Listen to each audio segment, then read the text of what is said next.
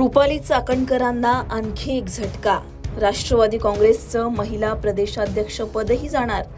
भोंदूबाबामुळे चाकणकरांच्या अडचणींमध्ये नेमकी कशी वाढ झाली आहे सगळं जाणून घेऊ.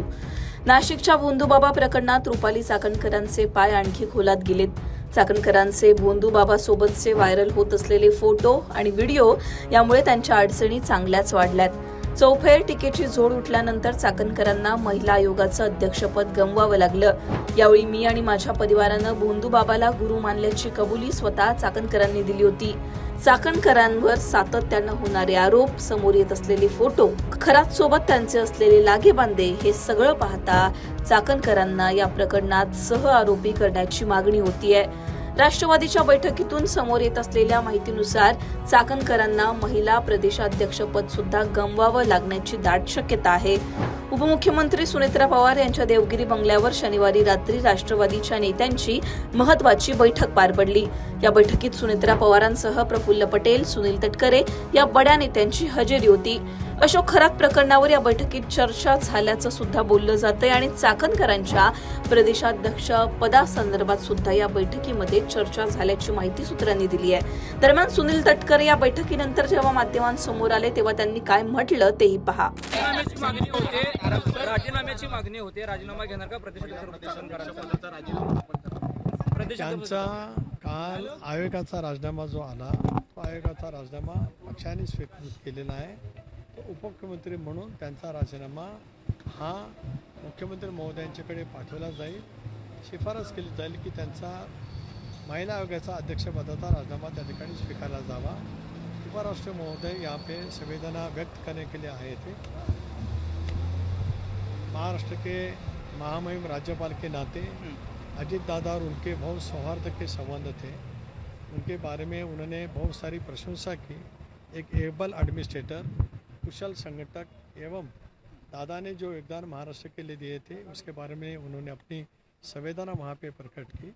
इतने ही लिए आज उपराष्ट्रीय महोदय यहाँ पे आए थे. धन्यवाद. प्रदेशाध्यक्ष राजीनामा घेणार का मागणी होते सर. राजीनामा महिला प्रदेशाध्यक्ष पदाचा महिला प्रदेशाध्यक्ष पदाचा आज या विषयावरती ज्या वेळेला चर्चा होईल त्यावेळेला जरूर त्या बाबतीमध्ये योग्य तो निर्णय घेतला जाईल. त्याच्यामध्ये काय कोणाला पाठीशी घातलं जाणार नाही. स्पष्टपणाची भूमिका काल पक्षाची मी त्या ठिकाणी व्यक्त केलेली आहे की खरात यांनी जे दुष्कृत्य केलं आहे SITच्या मार्फत त्यांची सखोलपणाने चौकशी व्हावी आणि ती सखोलपणाची चौकशी करून त्यांच्यावरती कडक कारवाई करावी. राष्ट्रवादी काँग्रेस पक्षाची स्पष्टपणाची भूमिका आहे. धन्यवाद. फक्त राजीनामा पुरेसा नसून चाकणकरांवर गुन्हा दाखल व्हावा अशी मागणी आता सुषमा अंधारे यांनी केली आहे. आणखी नवी खुलासा करणार आहात काय?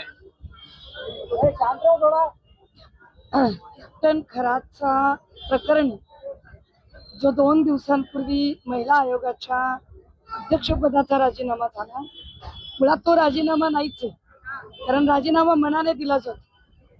जेव्हा सगळ्यांनी सांगावं लागलं की आता निघा, तुमची गरज नाहीये, तेव्हा त्यांनी पदावरून पायउतार झालेले आहेत. परंतु निव्वळ राजीनामा एवढं पुरेसं नाही.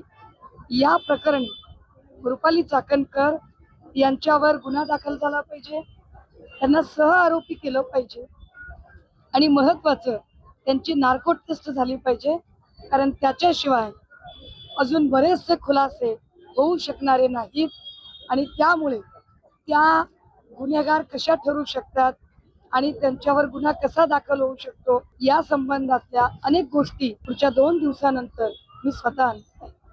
दरम्यान सुषमा अंधारे यांच्यानंतर राष्ट्रवादी शरद पवार पक्षाच्या सुनील माने यांनी सुद्धा रुपाली चाकणकर यांच्यासह सगळ्याच आरोपींना मोकोका अंतर्गत तातडीने अटक करण्याची मागणी केली आहे. कारण हे सर्वजण सत्तेमुळे पुराव्यांमध्ये छेडछाड करू शकतात असं त्यांनी म्हटलंय. महाराष्ट्राचा एप्सिन म्हणून आता आपण ज्याची अतिशय कुप्रसिद्धी पाहिली त्या भोंदूबाबा अशोक खरातने आपल्या संस्थेच्या माध्यमातून, त्याला पाठबळ असलेल्या नेते अधिकाऱ्यांच्या माध्यमातून प्रचंड मोठी गैरकृत्य केलीत आणि ही टोळी तयार करावी त्या पद्धतीने केलीत. या अशोक खरातला ज्यांनी पाठिंबा दिलाय थेट किंवा अप्रत्यक्षपणे या सगळ्यांचं मिळून एक टोळीचं स्वरूप आहे. राष्ट्रवादी काँग्रेस शरदचंद्र पवार पक्षाची मागणी आहे की या सगळ्या अशोक खरातसह त्याच्या संबंधित टोळी जी आहे ज्यांनी त्याला बचाव केलाय, ज्याच्यासाठी मदत केली आहे, अशा महिला आयोगाच्या माजी अध्यक्षा रुपाली चाकणकरांसह सगळे ह्या त्याच्या संस्थेत असलेले पदाधिकारी, जुने पदाधिकारी या सगळ्यांचा शोध घेऊन ही टोळी म्हणून ट्रीट करावी आणि यांना मकोकानुसार तुरुंगात टाकणं हे आता अतिशय आवश्यक गोष्ट आहे. हे सगळे लोक या संदर्भातले पुरावे नष्ट करण्याची शक्यता आहे. त्यामुळे मकोका लावून त्यांना तातडीने पोलिसांनी ताब्यात घेतलं पाहिजे अशी आमची मागणी आहे. चौफेर टीकेची झोड पाहता चाकणकरांनी आता महिला आयोगाच्या अध्यक्षपदाचा राजीनामा दिल्यानंतर आता त्यांच्याकडे असलेलं राष्ट्रवादीचं महिला प्रदेशाध्यक्ष पद सुद्धा जातं का हे पाहणं महत्वाचं असणार आहे.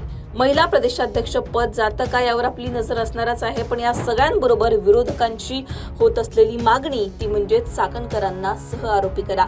त्यामुळे या सगळ्या संदर्भात पुढे काय होतं हे पाहणं महत्वाचं असणार आहे. तुम्हाला याबाबत काय वाटतं कमेंटमध्ये सांगा. लोकमतला सबस्क्राईब केलं नसेल तर सबस्क्राईब करायला विसरू नका.